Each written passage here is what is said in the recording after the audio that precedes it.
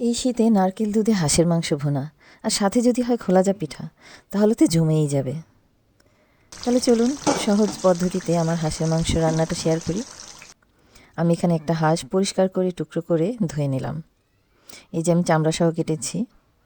এবার মশলা মাখানোর জন্য একটা কড়াইয়ে পরিমাণ মতো তেল দিলাম। দিয়ে দিলাম দারচিনি, লং, গোলমরিচ, এলাচ থেতলানো, রসুন থেতলানো, পেঁয়াজ মোটা করে কাটা, পরিমাণ মতো ধনে গুঁড়া, হলুদ গুঁড়া, মরিচ গুঁড়া, আদা বাটা এবং তেজপাতা। এবার হাত দিয়ে মশলাগুলো ভালোভাবে মেখে নেব। এখন টুকরো মাংসগুলো এর মধ্যে দিয়ে দিব। এবার হাত দিয়ে মাংসগুলো এমনভাবে মাখাবো যেন প্রতিটা টুকরার গায়ে মশলা লেগে যায়। ভালোভাবে মাখানো হয়ে গেলে 1 ঘন্টার জন্য আমি রেখে দিব। মাংসটা রেডি হয়ে গেল। এবার নারকেল দুধটা রেডি করা যাক। এখানে আমি একটা নারকেল নিয়ে নিলাম। নারকেলটা ভেঙে কুড়িয়ে ব্লেন্ড করে নিব। এবার এর মধ্যে পরিমাণ মতো গরম পানি দিয়ে হাতের সাহায্যে ভালোভাবে কষলিয়ে নেব। এখন ছাঁকনি দিয়ে ছেঁকে দুধটা আলাদা করে নিব। 1 ঘন্টা পর আমি মেখে রাখা মাংসের কড়াইটা চুলায় বসিয়ে দিলাম। মিডিয়াম আঁচে ভালোভাবে কষাবো।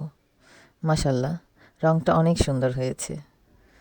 এবার সিদ্ধ হওয়ার জন্য নারকেলের সম্পূর্ণ দুধটুকু দিয়ে দিব।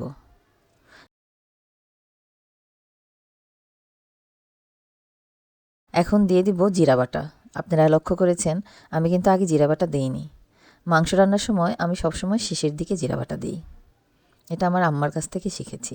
তাহলে মাংসের রান্নার টেস্ট অনেক বেড়ে যায়। এবার রান্না করব সিদ্ধ হয়ে পানি টেনে যাওয়া পর্যন্ত। সিদ্ধ হয়ে পানি টেনে গিয়েছে। এই যে উপরে তেল দেখা যাচ্ছে।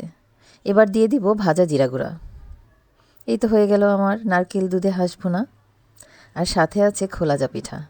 মাশাল্লাহ, এভাবে সবাই একবার খেয়ে দেখবেন, ইনশাল্লাহ ঠকবেন না। এতক্ষণ যারা আমার ভিডিওটি দেখলেন তাদের সবাইকে অনেক অনেক ধন্যবাদ। সবাইকে অনুরোধ করব চ্যানেলটি সাবস্ক্রাইব করে পাশে থাকার জন্য। আবার দেখা হবে নতুন কোনো রেসিপি নিয়ে। আসসালামু আলাইকুম, আল্লাহ হাফেজ।